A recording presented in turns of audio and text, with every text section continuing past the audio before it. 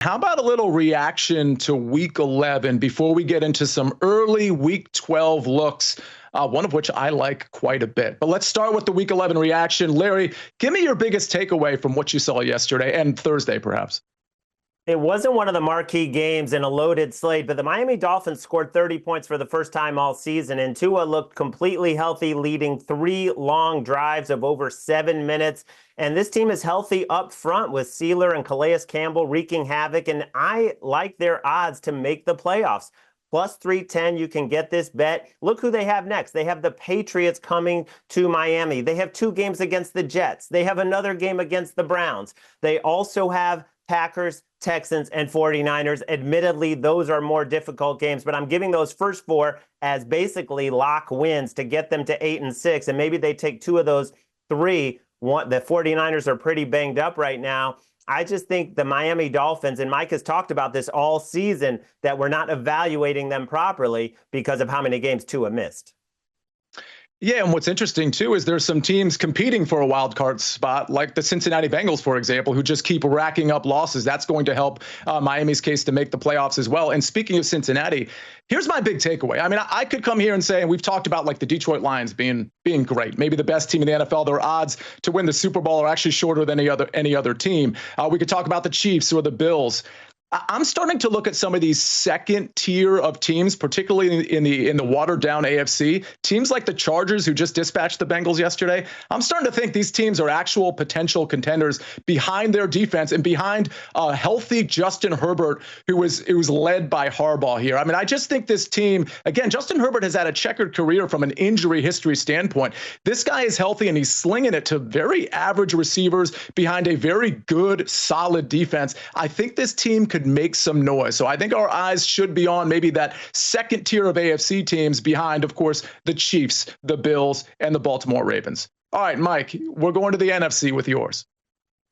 Yeah, I think the 49ers are missing the playoffs here, guys. I've got them projected down to just 35% to make the playoffs. That loss that they just suffered was the worst loss of the season for them, in my opinion. It's a game they had to win. They should have won, and they have a brutal spot coming up. They have to go on the road against the Green Bay Packers and then on the road against the Buffalo Bills, and they still have a tough road after that. They still have to play the Detroit Lions this year, and because of where the Lions are sitting right now and teams like the Philadelphia Eagles, I think the Lions are actually going to have to play in that game. And we know that even if it's remotely in doubt, Dan Campbell is going to have his guys out there. So I think this is a big uphill battle. And I think they're going to potentially even finish last in their own division, which would be absolutely crazy to think about that preseason. But 49ers missing the playoffs here.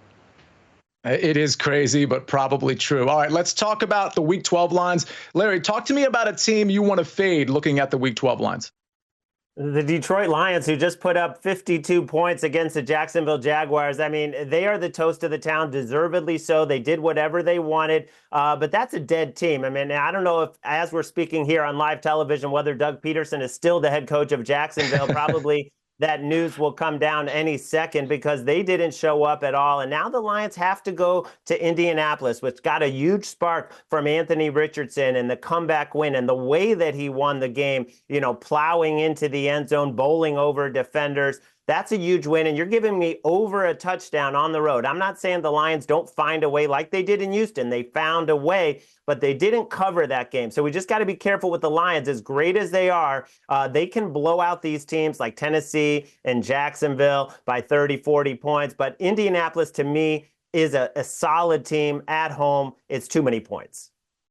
Okay, we finally disagree, Larry. Finally, on this show, we disagree because I'm going the other way with that one. Listen, I like the Colts preseason. I was on the Colts to be a dark horse to win the division. That was actually my pick because I thought Houston was going to fall. I was kind of right about Houston, but also not so right about the Colts. I like the Colts, but I think the variance with Anthony Richardson is just so extreme. And when you've got a Detroit Lions team that can take advantage of really any weakness or any turnover and then just pour it on, I'm going to go with the Lions here, but I do respect the argument. All right, Mike, we've got a huge game in the AFC next week, the Ravens, and we've got the Chargers. What's the play there?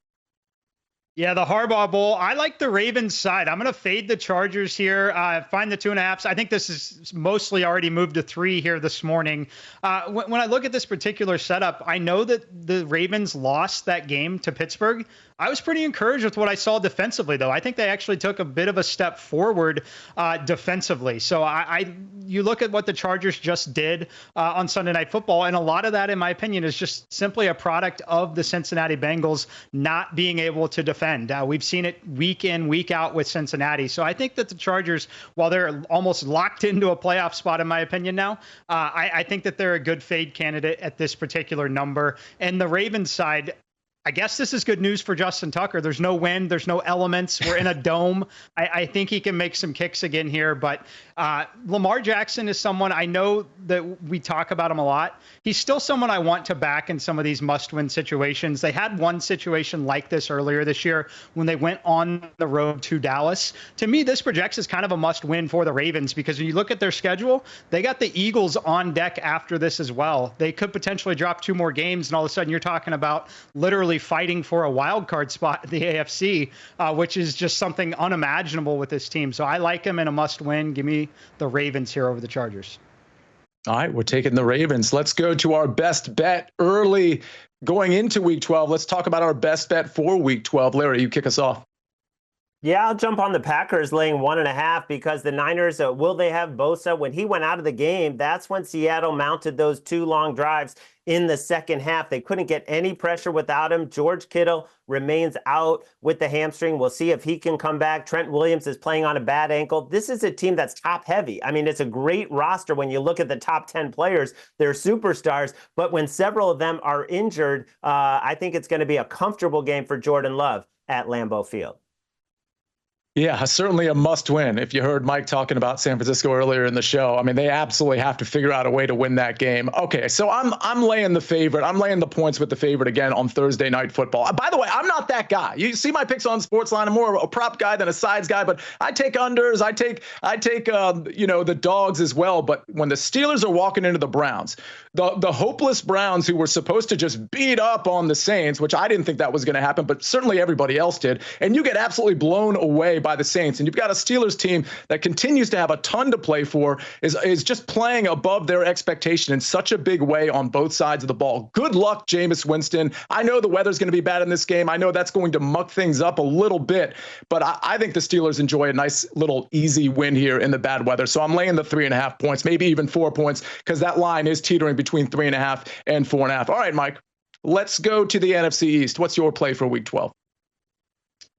I like the Philadelphia Eagles here. Look, I think this is a great spot for them against the Rams. When I look at this particular matchup, first of all, it's coming off essentially a mini bye. They had the Thursday night game last week. You get extended rest. You get to play indoors in the dome. And knock on wood, everyone's really healthy here. And that's something that's always critical with this Eagles team. Saquon Barkley looks absolutely unstoppable. And, of course, you've got Jalen Hurts in the red zone. I think they get back on track in the passing game here. I've been concerned with the Rams defensively, though, allowing 22 points to the Patriots. I know Drake May is going to be a good quarterback in this league, but that's a game where you really should be holding that team to 17 or fewer points, in my opinion. So I just think it's a big ask for the Rams here, and I think it's a huge opportunity for the Eagles to potentially challenge for that 1 seed in the NFC.